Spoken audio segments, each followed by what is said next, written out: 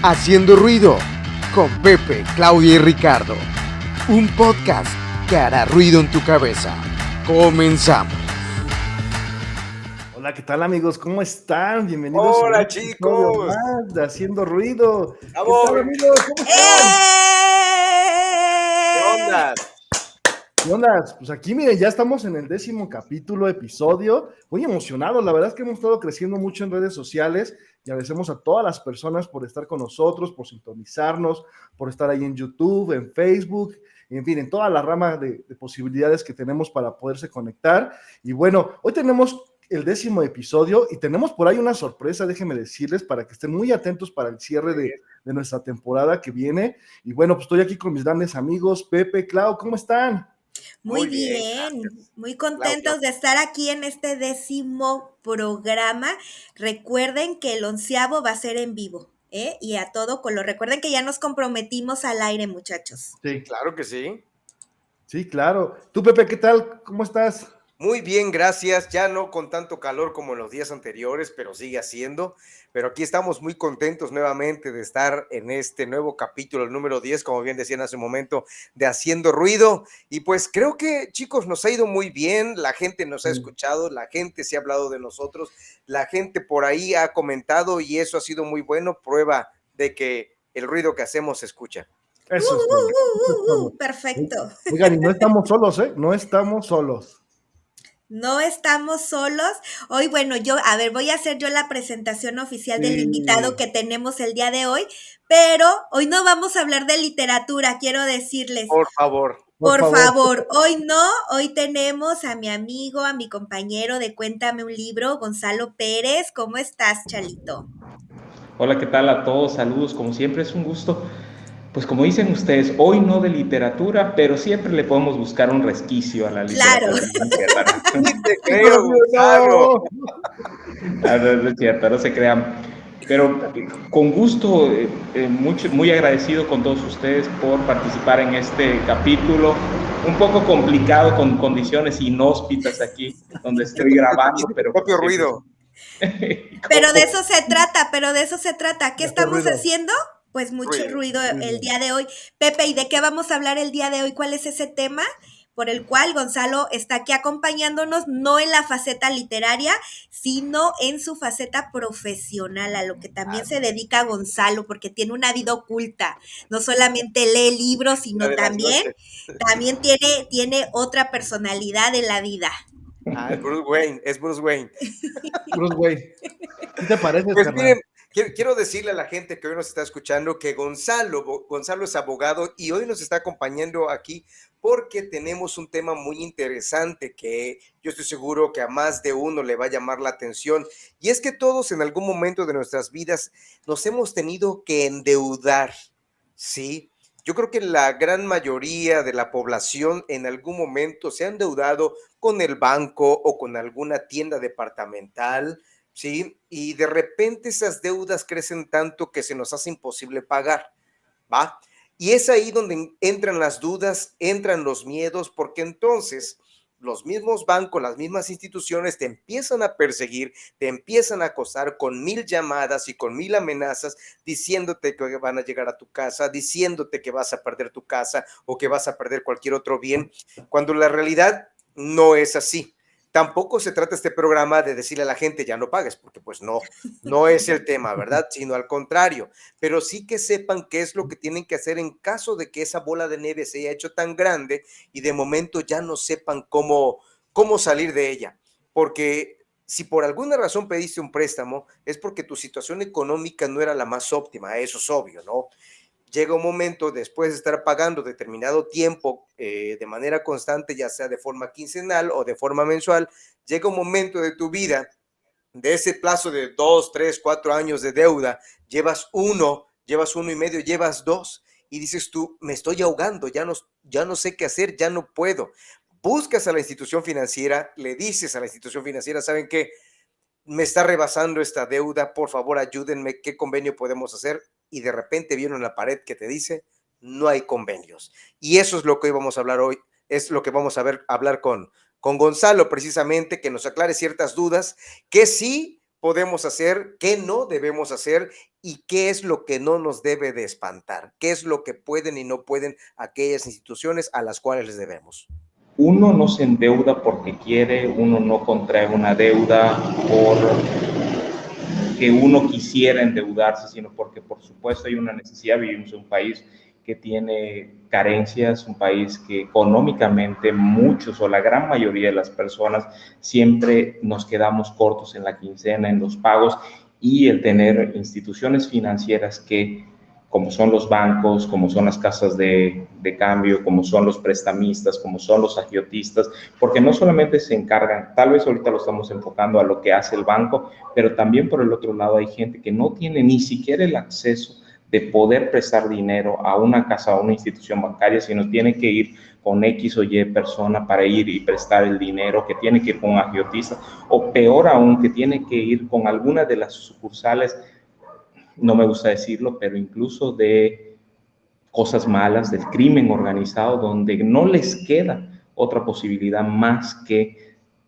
interponer su propia seguridad, ya sea física, con lo que representa un dinero que en ese momento les surge, ya sea para completar el gasto, para una casa, para terminar de pagar en el caso de muchos papás que necesitan los útiles para principios de año, para septiembre, en caso de una boda. Son diferentes motivos y eso hay que platicarlo como es, con toda la amplitud de lo que significa lo que es endeudarse. Obviamente dentro de este margen, porque no faltará quien diga, es que yo conozco a X o Y persona que se endeudó solamente porque tenía la tarjeta de Coppel y se gastó medio Coppel para comprarse ropa. Sí, por supuesto, hay gente, pero eso es una fracción, yo quiero decir, muy diminuta, muy limitada, como también el que agarró la tarjeta de crédito, se fue al antro, se la reventó porque pidió 5 cervezas, invitó al grupo de Haciendo Ruido, a todo el equipo de Haciendo Ruido. Y lo invitó, pero partiendo de esta premisa, que pueden ser múltiples las circunstancias. Ahora, ¿qué pasa? Tú prestaste dinero en una institución bancaria, hay una regla máxima en derecho de que nadie puede ser llevado a la cárcel, nadie puede llegar o pisar a la cárcel por una deuda de carácter civil. De carácter civil entendemos precisamente una deuda que tú prestas, haces un préstamo con una institución bancaria, que tú compras un mueble y no lo puedes terminar de pagar. Claro, hay contratos, un contrato parte de una premisa, pacta sunt servanda, lo que se pacta es lo que se debe cumplir.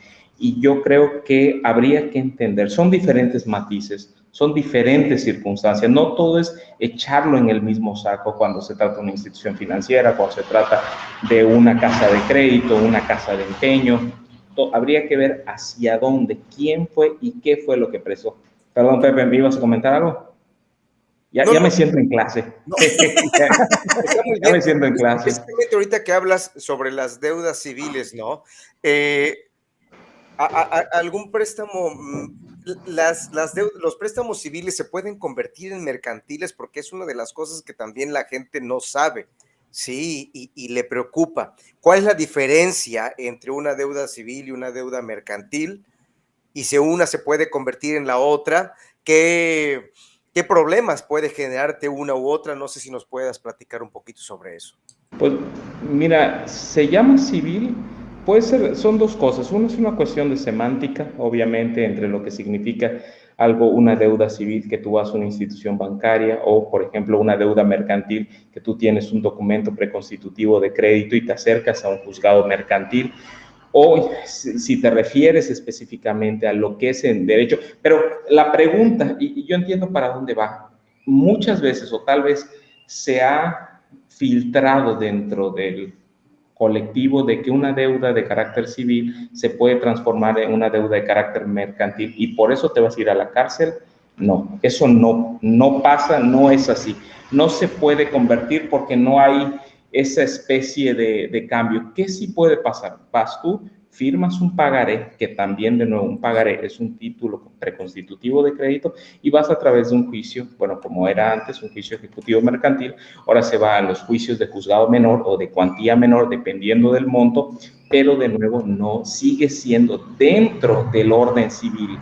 El orden civil abarca el orden mercantil, abarca incluso se abarca el orden familiar, por así decirlo. Es como una gran rama que va abarcando otras. Obviamente, el estudioso de derecho, si ahorita nos están escuchando, va a decir, ay, no, ¿sabes qué, Charo? Los juzgados familiares son una cosa, los juzgados civiles son otra cosa, y efectivamente también tendrían razón, pero a efecto de lo que estamos platicando, no se puede, no es esto una especie de transformer y es una deuda que va a terminar siendo otra. No, eso no pasa.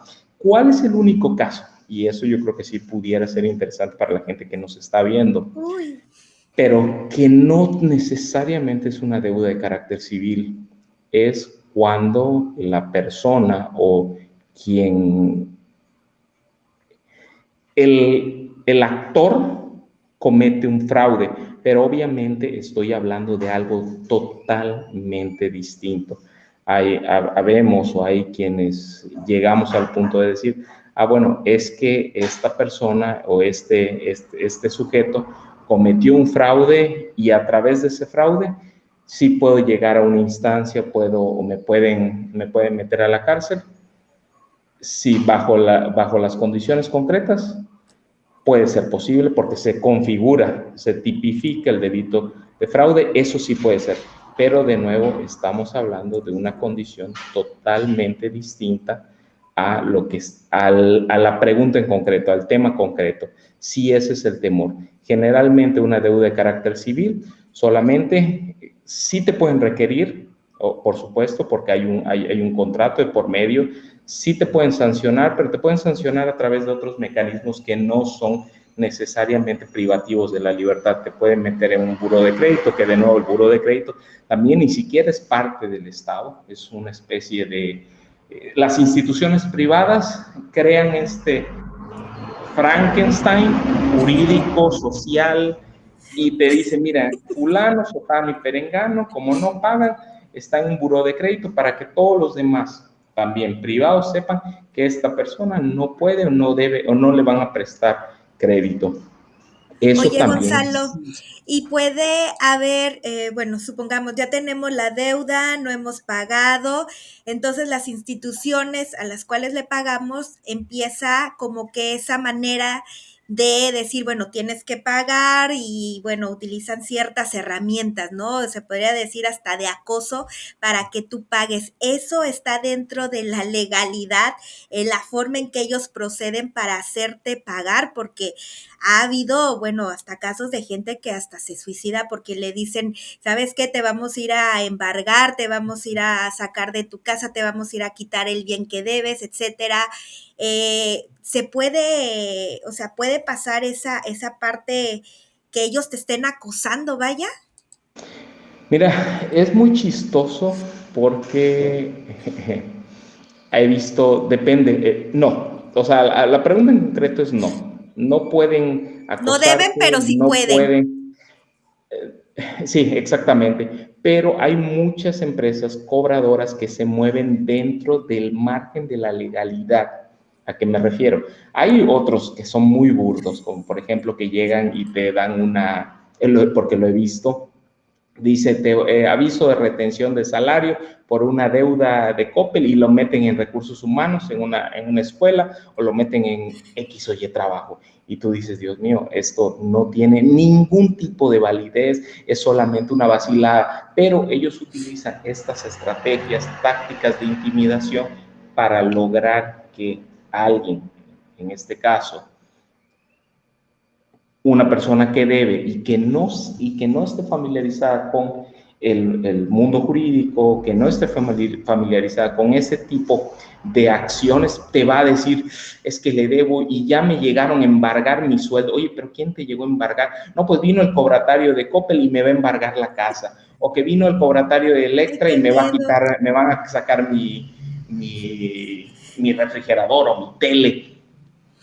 Obviamente, este tipo de despachos se mueven dentro de los márgenes y dentro de las lagunas que te permite la ley. O, ¿qué es lo que sí te puede permitir? Uno puede tratar de contactarse. Finalmente, es un contrato de carácter adhesivo donde tú realmente no hubo una contraprestación de voluntad, sino sencillamente tú te adheriste porque tú necesitabas sobre ese préstamo, sobre ese crédito, sobre eso que compraste. Que sí es absurdo cuando llegan estos requerimientos de embargos obviamente no de la autoridad, no del Tribunal Superior de Justicia, dependiendo del Estado, no de una instancia judicial, sino que viene de una casa específicamente de compra, de ventas. Eso, por supuesto, se los puedo decir con todas las palabras. Quien ahorita esté en esta situación, que se ría, que agarre, lo puede agarrar, lo puede doblar, se puede hacer un avioncito. Oye, pero que vayan pero que también hagan como que esa parte de ir a querer a pagar, ¿no? Ahí como que llegar a un acuerdo, vaya, ¿no? Que lleguen a un acuerdo también para a lo mejor no llegar a esos, hasta ese límite, ¿no? No, por supuesto, el ya llegar a un límite, es que hay que regresarnos al inicio de la charla. ¿Quién se endeuda? La mayoría de las veces no se endeuda porque quiere, sino porque hay una necesidad. Y esta necesidad a veces es apremiante, es galopante. Que si hay gente, y no me gusta utilizar esta expresión, pero así es, sinvergüenza, que dice, ya me dieron mi tarjeta de crédito, la voy a reventar, total que ni a la cárcel voy. De nuevo, lo estoy diciendo en esos términos. Lo estoy caricaturizando, estoy rocambolizando esta expresión. No digo que la gente que lo haya hecho, bueno, el que lo hizo sí es un sinvergüenza, porque no tiene vergüenza. Pero ¿quién en la mayoría? Pero ¿sabes quién sí podría hacerlo en esta parte? Esas personas jóvenes que están empezando una vida financiera, que no han tenido como que ese tipo de educación todavía y que sacan la primera tarjeta, no sé si recuerdan ustedes esta tarjeta de ropa de CNA. Sí, yo me endeudé con esa. Pues ahí está. ¿Y quién no estuvo en buró de crédito con esa primera tarjeta por no saber cómo utilizarla? Y fíjense que eso también es muy importante, y eso yo quería también, no tanto preguntarte, Gonzalo, pero sí saber como tu opinión. Siento que en Latinoamérica nos falta mucho esta parte de la educación financiera, ¿no? Y eso se ha hablado mucho en la parte de, a lo mejor, programas y todo esto que enseñamos en las escuelas, ya sea en todos los niveles, pero realmente no sabemos cómo se maneja una tarjeta. Hace poco escuchaba, por ejemplo, un TikTok que decía, bueno, si tú tienes tu tarjeta de crédito y quieres sacar dinero, pues obviamente lo puedes hacer, pero realmente el banco te va a estar cobrando día a día, obviamente, el saldo. Y imagínate, si sacas 5,000, 10,000 pesos, pues se hace una bola, ¿no? De nieve como tal. Entonces, quisiera saber tu opinión, Gonzalo, sobre esta parte de la educación financiera. ¿Qué nos pudieras mencionar acerca de que realmente, como mexicanos, latinoamericanos, pues realmente es nula, ¿no? No sabemos, por ejemplo, a veces que hay un corte en las tarjetas, que podemos acceder obviamente a ciertos créditos, pero pues obviamente como adquirimos derechos, pues también son obligaciones, ¿no? Mira, qué buena pregunta. ¿Qué es la educación financiera? Yo creo que eso se puede responder a quién de la pirámide le estés hablando, porque si le estás hablando a la base de la pirámide sobre educación financiera, gente que todavía tiene el salario mínimo o poquito más del salario mínimo y le estás pidiendo que ahorre, que no se gaste para el camión, que no se gaste el refresco que le permite trabajar o el lonche que le va a permitir funcionar durante el resto de su vida, yo creo que, no el resto de su vida, el resto de su jornada, yo creo que ahí, si le hablas a esa gente, yo creo que muy probablemente te vas a llevar un chasco. Esa educación financiera solamente se puede venir dentro de la base de la pirámide hacia arriba, perdón, de la mitad de la pirámide hacia arriba. ¿A qué me refiero? Clase media, media alta, que se puede dar el lujo de tener una tarjeta de crédito porque tiene los mecanismos sociales de crédito para poder llegar y poder obtener esa tarjeta, pero tú esa misma tarjeta lo vas bajando al grueso de la pirámide, al gran porcentaje de la población, muy seguramente esas personas no tienen acceso a una tarjeta de crédito. La gente en estratos 40, 50 millones de mexicanos, como es el caso de nuestro país en concreto, México, ya no se diga, no te podría decir qué tan similar, pero yo creo que es similar en el resto de Latinoamérica, pues ellos no tienen acceso a una tarjeta de crédito. Ellos no tienen acceso a poder ahorrar, a poder decir, bueno, no me voy a gastar el cafecito de Starbucks porque no tienen para el cafecito de Starbucks sencillamente. O sea, sí, esa idea de la educación financiera y tener tu pequeño cerdo capitalista donde vas a poder ahorrar todo eso que no te gastes, también dentro de ese grupo es también un espejismo. ¿Cuánto tengo que ahorrar para poder estar dentro de los primeros grupos, dentro de los primeros grados de movilidad social en este país? Tendría que ahorrar. Hay un estudio, me parece que lo hace, me parece que Viviana Hernández, no estoy seguro, pero dice, tendrías que ahorrar cerca de 400 años ese cafecito del Oxxo, ese cafecito del café, para que tú puedas estar dentro del primer circuito de gente, solamente ahorrando. No estoy diciendo que ahorrar sea malo, ni tampoco quiero desviar la atención de lo que estamos platicando. Por supuesto que ahorrar es bueno, por supuesto que tener una porción asignada, pero solamente lo puedes hacer cuando tus necesidades materiales básicas están completas. Cuando tus necesidades básicas materiales no están completas, no podemos tener el debate de una cultura financiera porque no hay el recurso para una cultura financiera, no hay las características, no hay los medios necesarios para mantener o para hablar sobre estos temas con gente que no tiene o que no tuvo el acceso para lograr tener lo básico. Pero claro, también a lo mejor para lo que dices, ¿no? De esa pirámide, es ahí donde entran y se aprovechan este tipo de empresas que a lo mejor no te dan una tarjeta de crédito como tal, como un Electra, ¿no? Voy a poner el ejemplo de Electra o igual hasta del mismo Coppel, donde tú sacas un mueble y que los pagos son chiquititos a 1000 años, ¿no? O sea, también es un tipo de endeudamiento el que se está realizando y quién utiliza ese tipo de préstamos o de créditos, pues esas personas que a lo mejor no lo pueden pagar al chas de contado, y que también ahí entra que yo creo que sí debería de haber como que ese tipo de educación financiera hasta para sacar un producto de esos, ¿no? Ver la realidad de cuánto te costaría, pues a cuántos años lo vas a pagar y que terminas pagando 10 veces más de lo que cuesta el producto, ¿no? En cierta manera, y es ahí donde se aprovechan entre comillas porque uno acepta los términos a la hora claro, que tú vas y compras y sacas el mueble, la cuna, ¿no? Ese chiste de la cuna, que ya el nieto es el que va y termina de dar el último abono de Yo soy el la bebé, ¿no? cuna, ¿no? Yo soy el bebé de esa, después de 40 años. Entonces, a lo mejor también como que ese tipo de educación, no tanto a lo mejor que saquen la tarjeta y que la revientes, pero también evitar este tipo de lugares que en realidad también, pues, no pagas y esa también se va convirtiendo en intereses impagables. Sobre todo el conocimiento, ¿no? Como bien dice Clau, por ejemplo, de tener como, bueno, sí te lo dan barato, pero obviamente eso barato, pues va a ejercer una cierta idea de múltiplos en los cuales, pues obviamente se te va a ir, ¿no? El precio, ¿no? O inclusive estas casas, por ejemplo, de Infonavit, que a lo mejor dices, bueno, pago tal, pero obviamente va a ir creciendo, ¿no? Si tengo 20 años, como ahorita creo que ya hay una ley, pero realmente, vuelvo a repetir, pues vamos, ¿no? O sea, no hay, ¿no? ¿Y qué pasa cuando realmente no puedo o pagarlo, ¿no? Que es como esta parte que decimos, y creo que esa es la idea como tal central del acoso y lo que pasa a la gente, ¿no?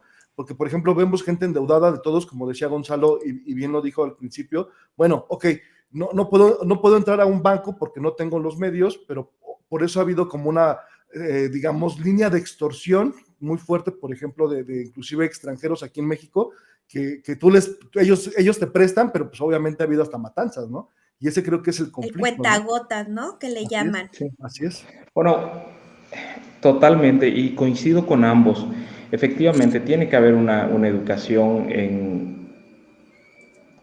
para algunas personas, yo creo que para todos. Obviamente, no quisiera yo generalizar o no me gustaría decir que X o Y personas se endeuda porque no tiene, porque obviamente el gran tentáculo de este modelo de civilización que hemos montado, y no me gusta decirlo, pero este capitalismo salvaje que hemos montado parte precisamente de esa manera de poder enganchar a la gente, de poder aspirar a tener algo que les gustaría tener, una salita en su casa, pero solamente lo pueden hacer a través de estos pagos chiquitos interminables que van mermando su economía y que obviamente ellos no lo hacen, no porque sean tontos, porque esto es bien importante.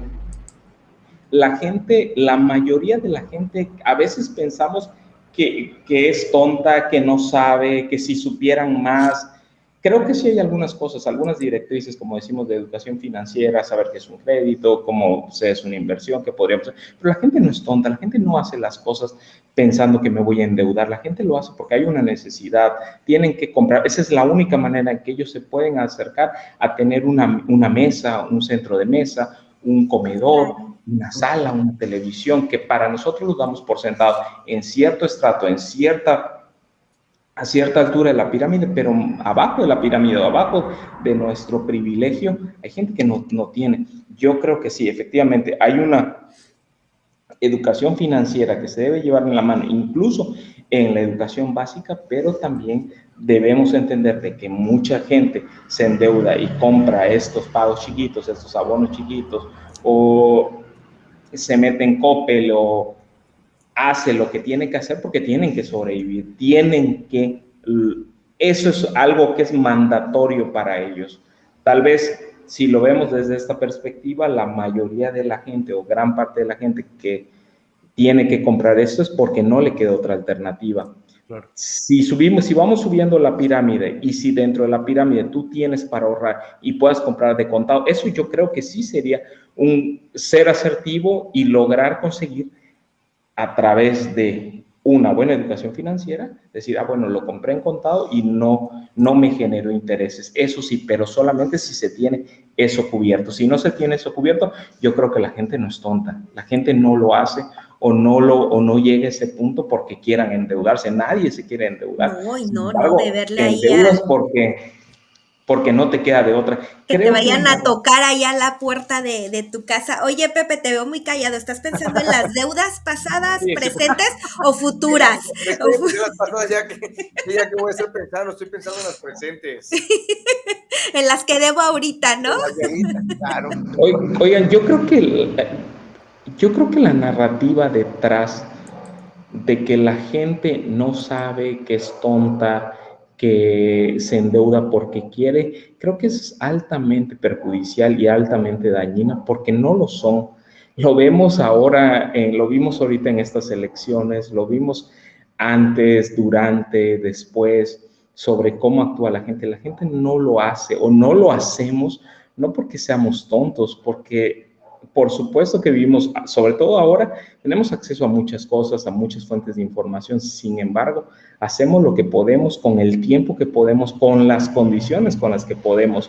Y regresando al tema, si tú te metes en esos pagos chiquitos, los dejas de pagar y luego vienen y te lo quieren quitar, también eso es algo que no se puede. No pueden entrar en tu domicilio porque estarían allanando tu morada. Sin embargo, muchas veces, como estas empresas utilizan estos mecanismos de intimidación que te dice, pues si no vienes ahora también te voy a embargar la casa, o te tiran una hojita que dice, te embargo tu casa, y mucha gente lo cree, porque ahí sí yo creo que es necesario no solamente una cultura financiera, sino también una cultura jurídica, que por lo menos básica o elemental, porque eso sí no, es esa parte, ahí sí o sí te debería decir que deberíamos ser mejor educados en la parte jurídica, para que tengamos elementos o herramientas para poder defendernos en nuestro día a día. Hay gente que firma un pagaré sin saber qué está haciendo. Hay gente que endosa su escritura, la entrega y con eso piensa que ya vendió su casa. O hay muchas personas que se meten a un juicio y piensan que, por ejemplo, en un divorcio, que nada más se trata de ir y llegar y decir que no estás de acuerdo. Yo creo que en esa parte sí creo que debería ser importante una educación jurídica, una educación básica sobre algunos términos, pero en general una educación financiera se puede y debe impulsarse solamente cuando las necesidades materiales del grueso, donde hay una sociedad próspera, se puede. Donde no hay una sociedad próspera o donde hay una sociedad carente, es muy difícil que sean esas condiciones. Pontífice. Gonzalo, Hay otra cosa que también quisiera preguntarte. Ya hace un ratito mencionabas que la gente va con alguna persona, ¿no? Se enteran que presta dinero, van de esas personas que dicen, sí, te presto, pero yo cobro el 15%. Ah, su mecha. Pero la gente ante la necesidad acepta, ¿no? Acepta que el 15% mensual de la deuda, y desde deudas chiquitas, desde 1,000 pesitos, 2,000 pesitos, 3,000, firman un pagaré. Y también sucede lo mismo, llegan a un momento en el que ya les es complicado estar pagando ese 15% de interés, pero de repente alguien dice, ¿sabes qué? Te debo 6 meses de intereses de los 2,000 pesos que te pedí prestado, pero tengo los 2,000. ¿Me perdonas mis intereses? ¿Te pago los 2,000, me perdonas? O me puede salir el otro, no, pues, ¿sabes qué? Me vas a pagar intereses, porque así quedamos, pero si yo nada más tengo un pagaré por 2,000, ¿cómo me vas a obligar a pagarte el resto? Yo ya quiero salir de la deuda y aquí está tu capital. Bueno, todo de nuevo tiene sus matices. Ya hay Un papelito en com- mano, ¿no? Ahí hay que recalcar que ya hay sí, papelito Sí, firmado así tal hasta, cual. hasta hace, y es que hasta perdón hace que te algunos interrumpa, años Gonzalo. el interés era discrecional. Tú podías poner el interés que tú considerabas. Hoy, a partir de, me parece que 2018, y si no, algún abogado que nos esté viendo que me pueda corregir sobre el dato, ya hay un interés del 4%, entre el 4 y el 7%, que es un interés que ya es fijo. Ya no puedes poner el interés precisamente para evitar estas prácticas de agiotismo, para evitar este tipo de prácticas que generalmente lo hacían a través de prestadores de muchos tipos. Podemos hablar de prestadores que puede ser el vecino de tu casa que se dedica a ser agiotista, o el grupo, la célula delictiva que presta dinero con interés, solamente que ellos te lo van a hacer cobrar de otra manera. Ellos sí van a ir y no les importa porque no tienen una barrera legal. Respecto a los convenios que tú puedes llegar con el banco, no los puedes solicitar per se como un convenio que le tengas que decir, te obligo o te voy a obligar a que me firmes un convenio, pero la mayoría de los bancos y de las instituciones financieras,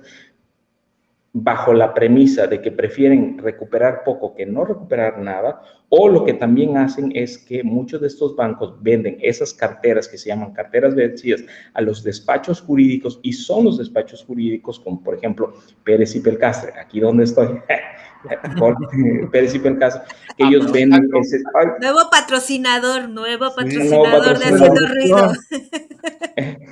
donde ellos son los que venden esas carteras vencidas, y son los despachos jurídicos quienes a través de convenios dicen, bueno, prefiero ganar un poco o recuperar algo de esa deuda que no ganar nada.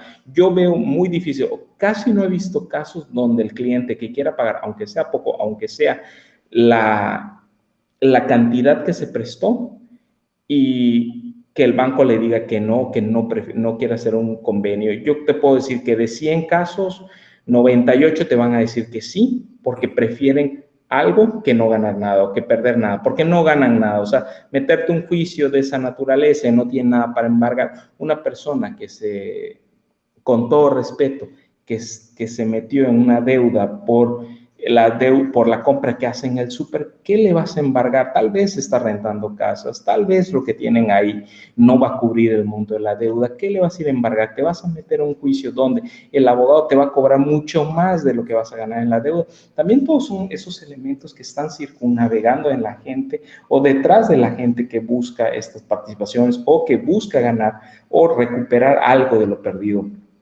De nuevo, es fundamental pensar que muchas de esas instituciones financieras ya vendieron esas carteras vencidas a otros abogados, a despachos de abogados o despachos de cobradores o cobranzas o despachos de cobranza.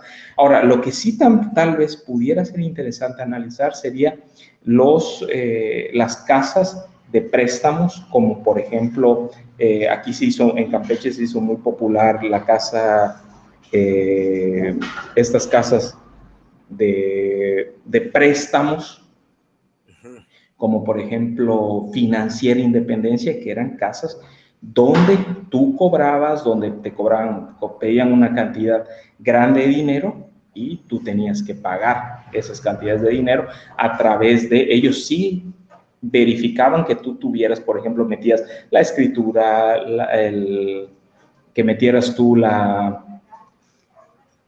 los papeles de la escritura de tu carro o algo que ellos pudieran cobrarse. Eso tal vez sí sería adecuado. Con la pura mirada. Y ya eso creo yo que eso sería. ¿No? Ya se tiene que despedir Gonzalo porque, como les decíamos, estaba ahí en el buffet de Pérez Pelcastre. Por si quieren, ahí luego les ponemos los datos donde lo pueden localizar. Pero Gonzalo, un consejo rápido para aquellos que pues no se endeuden, chicos, no se endeuden. Y si se endeudaron y necesitan la ayuda de un abogado, pues que vayan y contraten.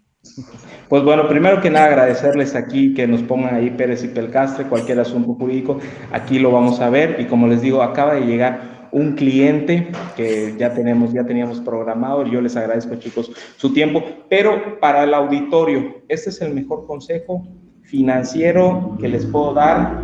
Es algo muy campechano, muy acá, y se resume muy breve. Dice, no compres o no... Está un poco grosero, no sé si sea hora familiar. Dice, no te eches una flatulencia más grande que tus proporciones carnales. Y se refiere específicamente que no te endeudes más de lo que debes. Les agradezco, chicos, y me voy porque estamos aquí chambeando. Saludos. Un abrazo. Un abrazo. Gracias. Pues ahí está, chicos, el gran consejo que nos dejó Gonzalo para esta noche. Casi es como el consejo de la abstinencia, ¿no? Sí, me sonó así. Pues sí, chicos, todos en algún momento nos hemos endeudado, todos en algún momento hemos estado estresados por las deudas, todos en algún momento ya dijimos, ¿sabes qué? Ya no quiero más. Sí. Adiós tarjetas, adiós todo. Es que usted tiene un crédito, no, ya no lo quiero, o sea, ya.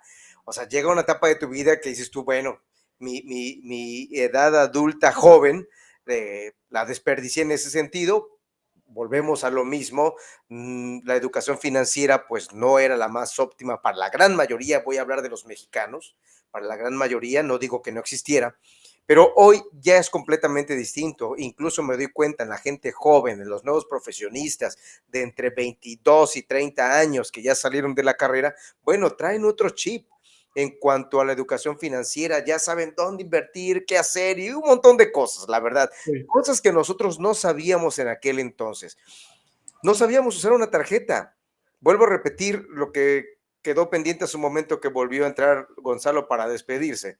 Uno apenas si sabía usar el cajero, ¿no? Entonces, peor tantito, cuando la tarjeta de crédito te atrevías a sacarle dinero en efectivo. A ver, para que nos demos una cuenta, perdón, y voy a hablar en lo personal de lo tonto que yo era.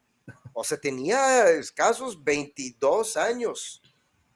Metías la tarjeta de crédito y decía, saldo fulano, ¿no? Venía una cantidad. En la siguiente que volvías a sacar 200, 300 pesos, saldo fulano. Y veías que el saldo incrementaba, pero no era el saldo que tú tenías a tu favor. El que debías. Sí, era el que debías. Imagínate, bueno, afortunadamente no eran tarjetas muy grandes todavía, apenas uno empezaba también pero con esas cifras, aunque fueran pequeñas, ya estabas en buró de crédito, quién sabe cuántos años. Crédito y todo eso, afortunadamente, de repente ya te llegan convenios. Pero estamos hablando, como tú dijiste, un rato, Clau, 20 años atrás, o sea, la verdad, hoy ya es distinto, hoy tratas de evitarlo. Y si por ahí tienes la oportunidad de algún crédito, ya lo usas obviamente con muchísima responsabilidad. Claro. Y vuelvo a lo mismo, no es que le haya sucedido a todos, pero yo creo que a la gran mayoría, por ignorancia, y algunos otros, que no creo que sean la mayoría, por irresponsabilidad, que es lo que decía Gonzalo, que yo creo que es la parte mínima de la población, que nomás porque quise endrogarme porque sí ya, pero todos en algún momento hemos tenido ese dolorcito de muela. De espalda. Sí. Así es, así por no decir es. un lugar donde duela más. Oye, Richard, tú te ves que tú siempre has sido desde joven muy, muy juicioso.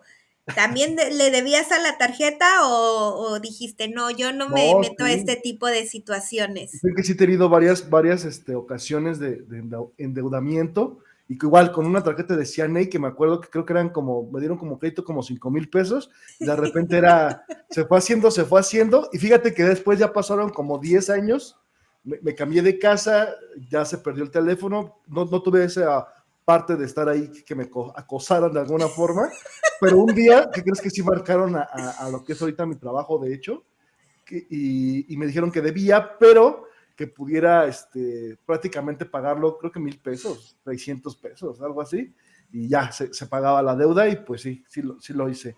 Y realmente sí he estado endeudado también en esta parte como de querer invertir, ¿no? Que a veces como idea que tenemos de negocios, que todos queremos como, vamos, ¿no? No solamente vivir con nuestros trabajos, sino querer como tener otra entrada de dinero y por ahí también hice algunas inversiones que me salieron mal, y pedí dinero y pues finalmente también ya al momento de pagar dices, híjole, Ya entonces no sabes cómo ya no salir. sabes cómo. Entonces también la gente, fíjense que a mí algo que me ayudó y es un tip que quizás les sirva, es que muchas veces cuando pedimos un préstamo a un banco tienen intereses muy altos. Entonces a mí lo que me ayudó es ir a otro banco y ver los intereses como eran relativamente más bajos, pues obviamente me ayudó a poder pagar. Yo sé que a lo mejor es como tapar un hoyo y sacar otro, pero realmente a mí me ayudó buscar todos esos papeles que te dan, de verdad, léalos. Hay que tener como también La letra chiquita, la por letra favor. chiquita. Y eso a mí me ayudó mucho porque finalmente ya al momento de poder decir, bueno, este banco tiene tantos intereses, el banco B tiene tantos intereses, entonces te das cuenta que ya vas pagando menos.